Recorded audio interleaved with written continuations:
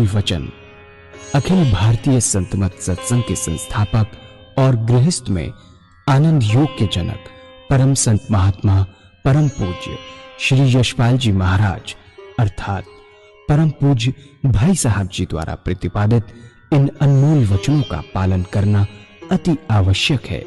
ये वचन हमारी गृहस्थ आध्यात्मिक साधना के लिए मूलभूत सिद्धांत हैं, जो इस प्रकार हैं।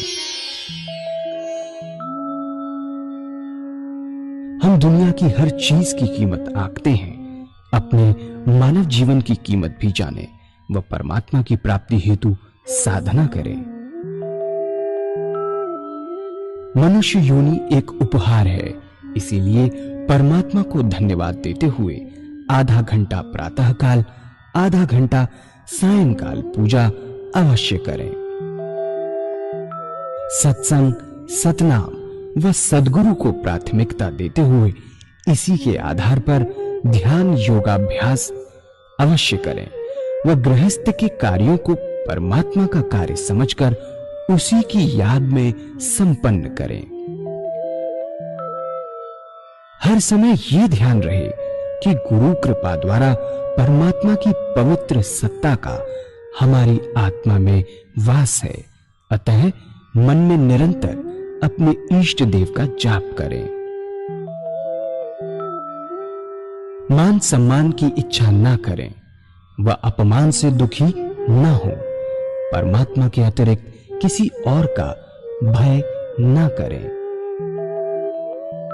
दूसरों की बुराई न करें, न सुने, सत्य व मधुर बोलें, अश्लील शब्द मुंह से ना निकालें, सभी से नम्रतापूर्ण व सुंदर व्यवहार करें। धर्म पत्नी के अतिरिक्त अपने से बड़ी से माता जैसा, बराबर की से बहन जैसा व छोटी से पुत्री जैसा व्यवहार करें। सांसारिक जीवन यापन की आवश्यकताएं अंतहीन है, इसलिए अधिक से अधिक समय सत्संग में व धन परोपकार में खर्च करें। याद रखें, न स्त्री माया है, न धन दौलत, न ही परिवार। माया वह है जो हृदय को परमात्मा से दूर हटा दे। अतः निरंतर सत्संग और सद्गुरु की शरण में रहने का प्रयास करें। भोजन अपने इष्ट को अर्पण कर प्रसाद रूप में परमात्मा की याद में करें। रात्रि में सोने से पहले अच्छे बुरे कार्यों का आत्मनिरीक्षण कर उसका समुचित पश्चाताप करते हुए ध्यान करें व प्रभु की गहरी याद में ही विश्राम करें। परमात्मा तू ही है, तेरी इच्छा पूर्ण हो।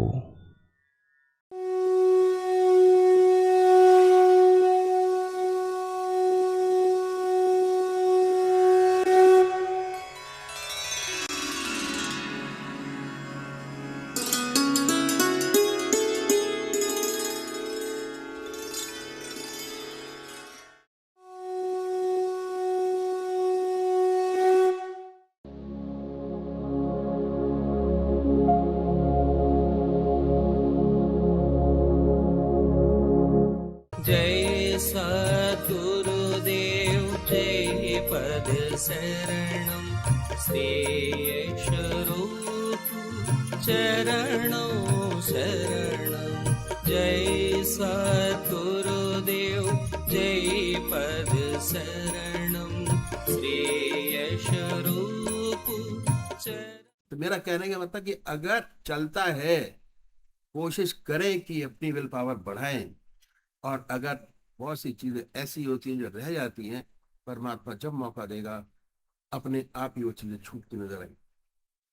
ठीक है, परमात्मा बहुत मौका देता है। किसी भी योनि के अंदर 20 साल से ज्यादा उम्र नहीं है अगर आप देखें तो, पर एक इंसान की योनि ऐसी है जिसमें 100 साल की उम्र दराज की है, इसलिए कि उसके प्रभाव को समझें, उसमें लगें और लग के उसको प्राप्त करें। तो ये है। उसके बाद ईश्वर का ध्यान कीजिए। जब ध्यान अच्छा लग जाए तो उसके ध्यान में सो जाइए। ये अभ्यास, अगर ये अभ्यास करेंगे, बहुत विशेष लाभ आपको मालूम होंगे। ऐसे भाई बहन है जिन्हें ऊट पटांग सपने आते हैं, आने बंद हो जाए। ऊट पटांग सपने बहुत आते, भूत देखा, बहुत कुछ देखा, सब बंद हो जाए। अगर आप सोने से पहले अपने इष्ट को याद करके सोएंगे, उनकी याद में सोएंगे, सारी चीजें खत्म। अभ्यास और बढ़ेगा तो नींद अच्छी आएगी। और बढ़ा सोते हुए तो सोते सोते सुंदर सुंदर सपने आएंगे। आप देखेंगे अपने इष्ट देव के मंदिर में बैठे हैं, पूजा कर रहे हैं, मेडिटेशन कर रहे हैं बैठे हुए। उसके बाद क्या होता है, कभी आप देखेंगे कि अपने इष्ट देव के मंदिर में बैठे हैं, अपने इष्ट का दर्शन, अपने गुरु का दर्शन, गंगा जी का दर्शन, मंदिर के दर्शन, ये सारे सोते सोते नजर आते हैं अगर उनको याद करके सोएंगे। उसके बाद और आगे बढ़ेगा तो अनंत सूर्यों का प्रकाश नजर आएगा, सारा शरीर विद्युत से ओतप्रोत होगा। ये ध्यान करने के इफेक्ट है, ये इसके वो हैं, फायदे हैं इसके। उसके बाद क्या होता है, ऐसा साधक जब सोकर उठता है तो उसका शरीर में बिजली दौड़ रही होती है। हमारा शरीर चलता बिजली से ही है, हार्ट बीट बिजली से ही चलती है।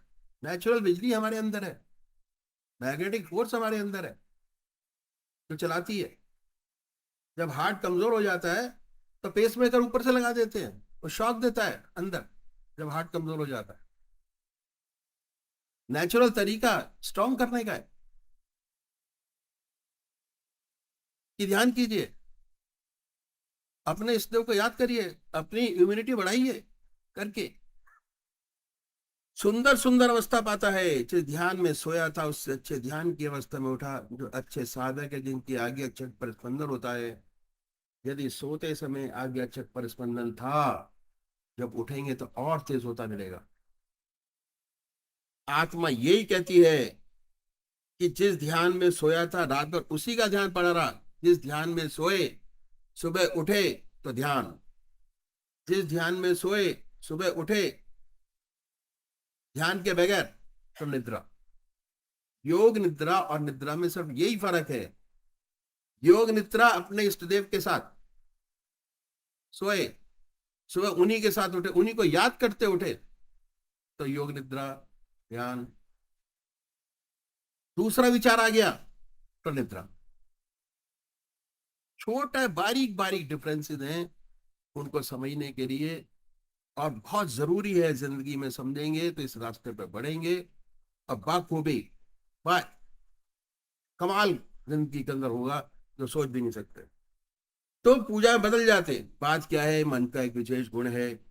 फिर मन के गुण की बात आ गई कि मन जिन विचारों में डूब कर सोता है उन्हीं विचारों में पड़ा रहता है।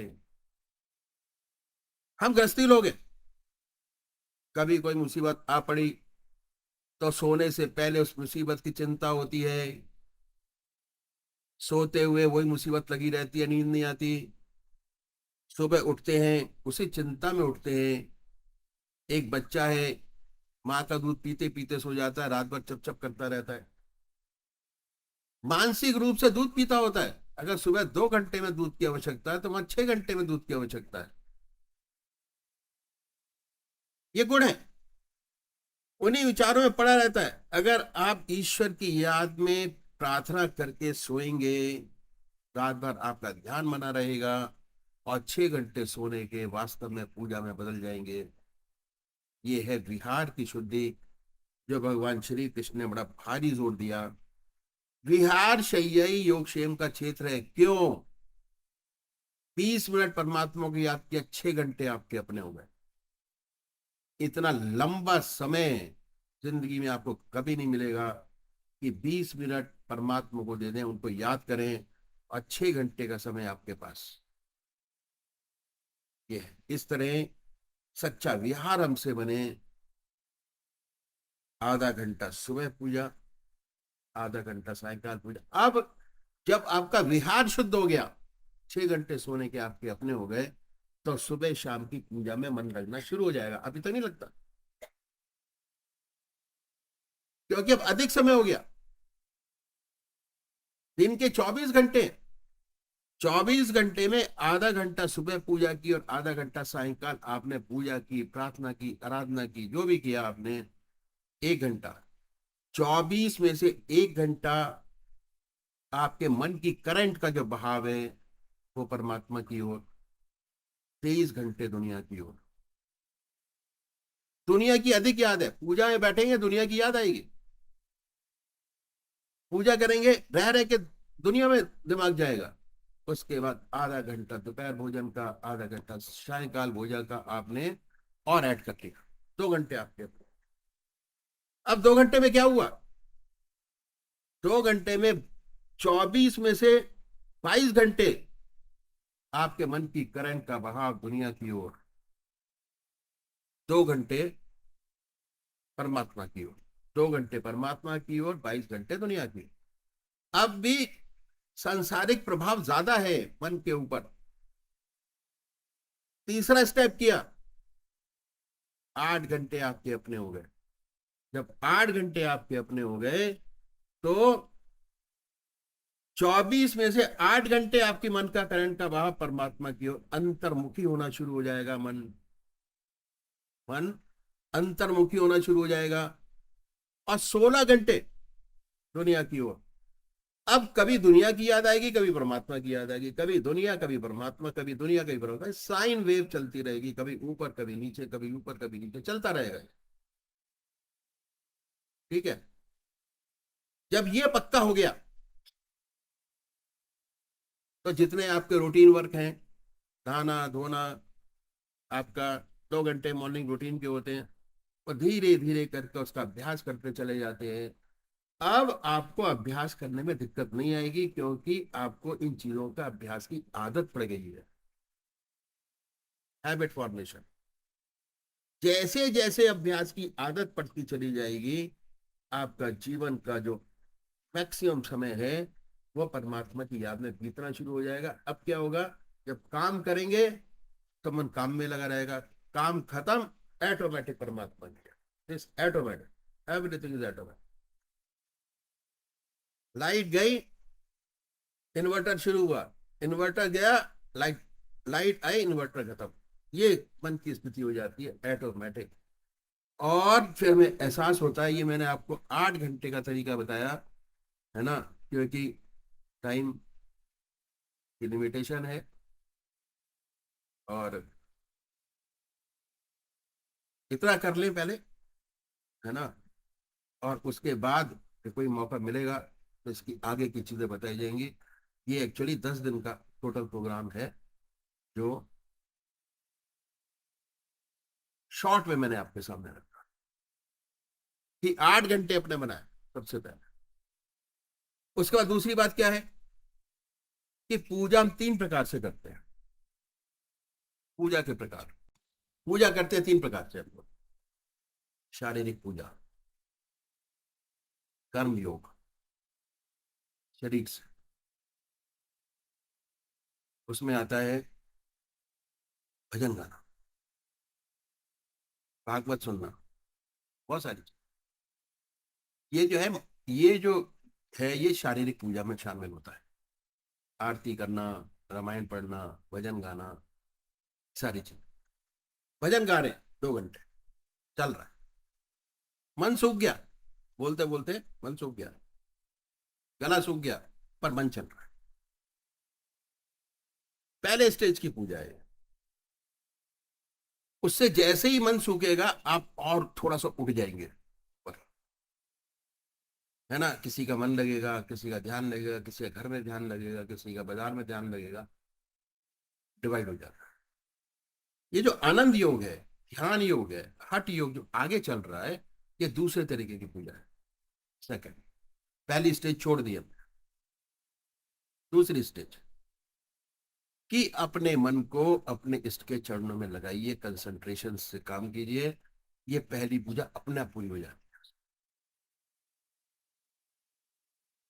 और जब कंसंट्रेशन धीरे धीरे बढ़ता चला जाता है, जैसे मैंने आपको बताया 6 घंटे का हुआ, तो उसके बाद जो हमारे प्राणों की गति है ऊर्ध्वगामी चली जाती है, और शरीर के अंदर पावर स्टेशन है, चक्र बोलते हैं उसको, पावर स्टेशन।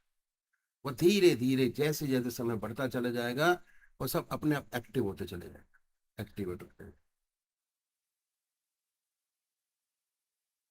सारे। आगे चक्र पर स्पंदन, हृदय चक्र पर स्पंदन, शेष धर्मल पर स्पंदन, वो अपने आप ऑटोमेटिक काम भी करते होंगे और ये साथ में चलता भी होगा।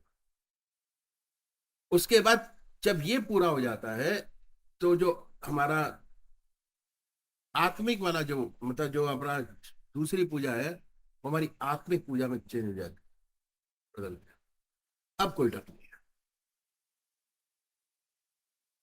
कोई किसी बात की प्रॉब्लम नहीं।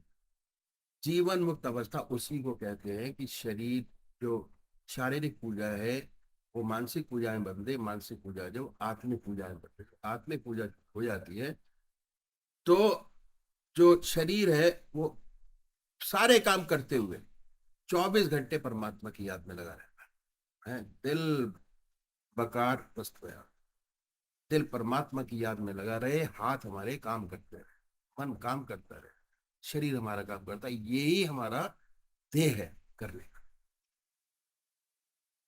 ये कर लिया, समझ लिया जीवन मुक्त अवस्था आपको प्राप्त हो। इसी जीवन काल में बाहर जाने की जरूरत है। जो आपके मन की गति इस टाइम पर होगी वही गति आपको ये निश्चित करेगी कि आगे हमको क्या करना है, परमात्मा हमारे साथ क्या करना है।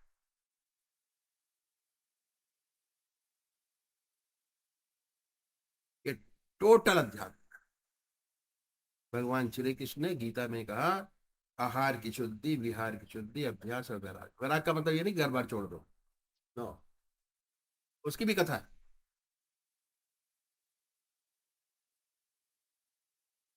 घर बार छोड़ने से वैरागी नहीं बनता, आदमी त्यागी बनता है। त्याग कर दिया उसने, घर का त्याग कर दिया, परिवार का त्याग कर दिया, बच्चों का त्याग कर दिया। त्यागी कौन है?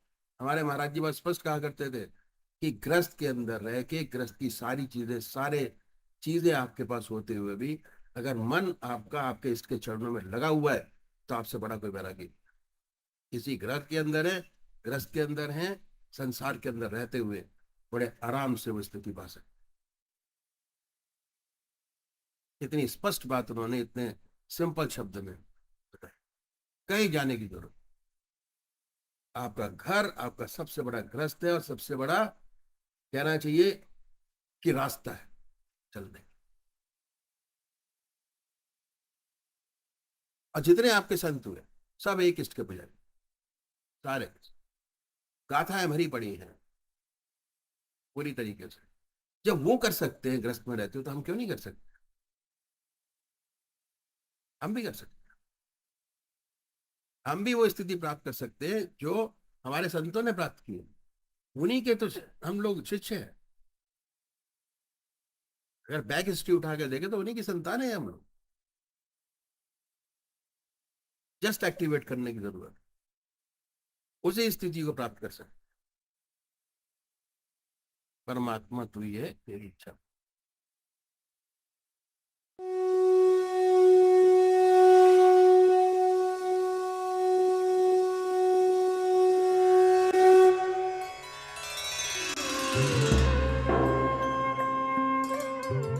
ध्यान योग के कार्यक्रम आनंद योग से निशुल्क जुड़ने के लिए संपर्क करें 9810239677।